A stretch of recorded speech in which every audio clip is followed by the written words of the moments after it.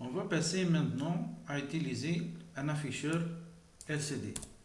Donc, dans notre logiciel, il n'est pas visualisé sur la liste par défaut. Donc, on écrit normalement LCD 16x2. Lorsqu'on écrit comme ça, on obtient deux composants. Vous devez utiliser le premier, qui est un afficheur LCD 16x2. Qu'est-ce que ça veut dire 16x2? C'est-à-dire deux colonnes, plutôt deux lignes et 16 colonnes. Donc il peut afficher combien de caractères par ligne? 16 caractères. Combien de lignes? Deux lignes. Donc comme vous voyez ici, directement on aura la liaison ou bien la connexion entre l'afficheur et la carte Arduino. Concernant le code, je vais le modifier. Donc voilà le code. Donc comme vous voyez, on a ici l'include d'une bibliothèque pour les écrans LCD intitulée Ada Ferui liquide cristal. Qu'est-ce que ça veut dire liquide cristal? C'est-à-dire un afficheur LCD à base de liquide de cristal. Et cette bibliothèque, c'est un projet tiers. Par la suite, on va déclarer une variable nombre de secondes coulées. Pourquoi ça? Avant cela, je pense exécuter pour que vous compreniez de quoi il s'agit. Donc, regardez l'exécution. Donc, au début, on écrit Hello World. Par la suite, qu'est-ce qu'on fait? On va afficher le nombre de secondes coulées. C'est pourquoi ici, j'ai déclaré une variable nombre de secondes coulées qui va être initialement 0.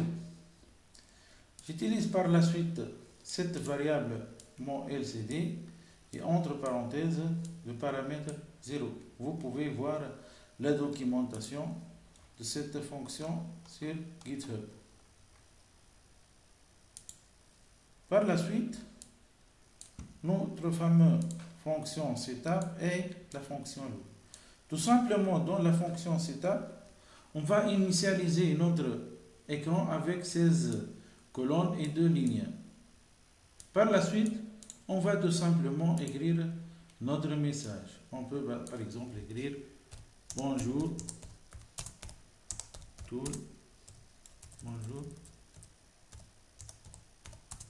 le monde. On ne doit pas dépasser 16 caractères. Donc bonjour tout le monde. Remarquez ici, il a découpé la chaîne. On ne peut pas l'afficher car on dépasse les 6 caractères. Donc je vais laisser juste le mot bonjour. Comme ça. Voilà. Par la suite, donc, au début, il va initialiser l'écran avec 16 colonnes de lignes. Il va afficher le message bonjour et le programme va passer à la fonction loop. Qu'est-ce qu'il va faire pour la fonction loop? Il va se positionner sur la ligne 1, colonne 0. Ligne 1, colonne 0, comme ici. Deux lignes, 16 colonnes. Donc la première valeur désigne les colonnes. La deuxième, les lignes. Les lignes sont de 0 à 1. 0, 1. C'est-à-dire ici, bonjour, elle est affichée sur la ligne 0. Par contre, ici, le nombre de secondes qui s'incrémente est affiché sur la ligne 1. 0, 1. Donc deux lignes. Donc on doit positionner le curseur ici. C'est comme si avec la souris, on met le curseur ici. Et qu'est-ce qu'on va écrire? On va écrire nombre de secondes coulées. La valeur donc du nombre de secondes coulées. On peut y ajouter par exemple deux points comme ça. Avant tout, arrêtons l'exécution. Donc je peux ajouter par exemple deux points comme ça. Revenons à notre programme. Regardez bien. Il n'a pas pu afficher Pourquoi? Ici, donc, on doit mettre. Donc, qu'est-ce qu'on doit mettre? On doit mettre ici 2 points, par exemple. 2 points. Exécutons notre code. Voilà. Les 2 points et le clignotant. Donc, revenons à la version précédente. Donc, ici, qu'est-ce qu'on doit faire normalement? Le nombre de secondes collées. On l'écrit ici.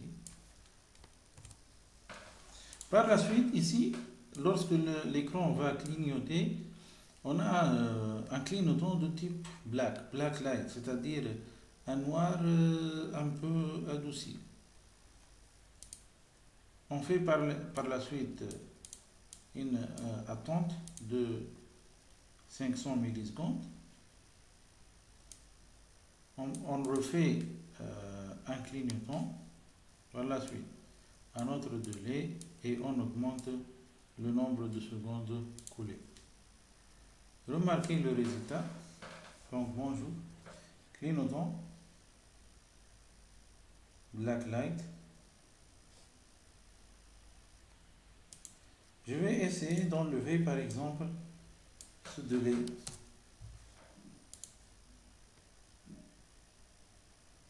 Bonjour.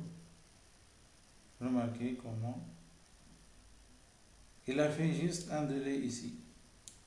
Mais ce deuxième changement de couleur d'affichage, il est brusquement.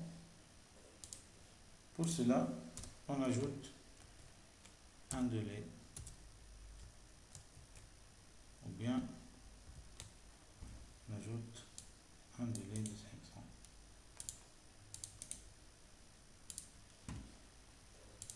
Je vais démarrer notre exécution.